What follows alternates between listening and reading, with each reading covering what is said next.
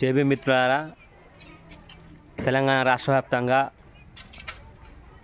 Multipurpose వర్కర్స్గా గ్రామ పంచాయతీలు చేస్తున్నటువంటి గ్రామ పంచాయతీ సిబ్బందిని వెంటనే శాశ్వత ఉద్యోగులుగా ప్రకటించాలని, 4వ తరగతి ఉద్యోగులుగా ప్రకటించాలని బహుజన సమాజ్ పార్టీగా డిమాండ్ చేస్తున్నాం. వీళ్ళు ప్రతిరోజు ఉదయం 5 గంటల నుంచి రాత్రి 10 గంటల వరకు ఎంతో కష్టపడి గ్రామ పంచాయతీలో పనిచేస్తున్నారు. కానీ వెట్టి సాకిరి శ్రమ దోపిడీ చేస్తున్నటువంటి కేంద్ర రాష్ట్ర ప్రభుత్వాలు వారిని గుర్తించడంలో మాత్రం వెనకబడిపోయాయి. కాబట్టి ఇకనైనా మేము అధికారంలోకి వస్తే శాశ్వత ఉద్యోగులకు ప్రకటిస్తామని చెప్పిన రేవంత్ రెడ్డి గారు ఎన్నికల మేనిఫెస్టోను నెరవేర్చాలని కోరుతున్నాము. అలాగే వీరు కరోనా టైంలో కానీ ప్రతిరోజు ఎవరు ముట్టుకున్నటువంటి సైడ్ కాలువలు శుభ్రం చేయడం కానీ, కొన్ని సమయాలలో అనాథ శవాలను తీసుకుపోయి ఖననం చేయడం కానీ, కరోనా టైంలో భార్యాభర్త, తండ్రి కొడుకు, తండ్రి తల్లి, పిల్లలు దూరంగా పట్టించుకోకుండా కూడా వారి శవాల వాళ్ళ ప్రాణాలను సైతం లెక్క చేయకుండా వారిని అంతిమ సంస్కారాలు చేసిన ఘనత వీరికి దక్కింది. కాబట్టి ఇకనైనా రేవంత్ రెడ్డి గారు వారిని 4వ తరగతి శాశ్వత ఉద్యోగులు ప్రకటించి వారి పే స్కేలు 60-70 వేలు చేయాల్సిందిగా మీకు కోరుతున్నాము. ఎందుకంటే గ్రామ పంచాయతీలో ఫండ్ 100% వసూలు చేసి వాళ్ళకు గత 12 నెలల కాంచుని 10-12 నెలల కాంచుని జీతాలు రావట్లేదు.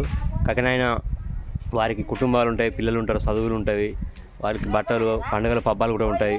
అలాగే కాబట్టి ఇకనైనా వారికి నెల 1వ తారీఖునే జీతాలు పడేటట్టుగా వారిని ఆదుకోవాల్సిందిగా మేము బహుజన సమాజ్ పార్టీ గారు డిమాండ్ చేస్తున్నాము. రెక్కాడితేనే డొక్కాలని పరిస్థితులు ఉన్నటువంటి ఈ యొక్క గ్రామ పంచాయతీ సిబ్బందిని ఆ యొక్క దుకాణదారులు కానీ వీళ్ళు కానీ కొన్ని బాకీ ఇస్తారు. ఆ బాకీని కూడా వీళ్ళు నెల ఇవ్వకపోవడం వల్ల వీరిని కూడా వాళ్ళు నమ్మట్లేదు. కాబట్టి ఇక్కడైనా కూడా మేము యొక్క మొద్దు నిద్ర విడిచి కేంద్ర రాష్ట్ర ప్రభుత్వాలు గత 2 సంవత్సరాల నుంచి ఇబ్బంది పెడుతున్నారు.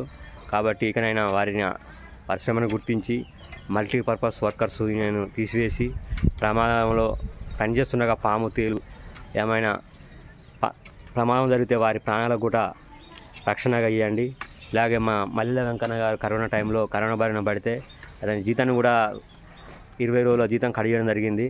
కాబట్టి వాళ్ళకు తుమ్మితే ఊడిసిపోయే ముక్కులక్క అయిపోయింది వాళ్ళ పరిస్థితి. కాబట్టి ఇకనైనా కూడా మీరు మొద్దు నిద్ర విడిచి వీరిని వెంటనే శాశ్వత ఉద్యోగులు ప్రకటించండి.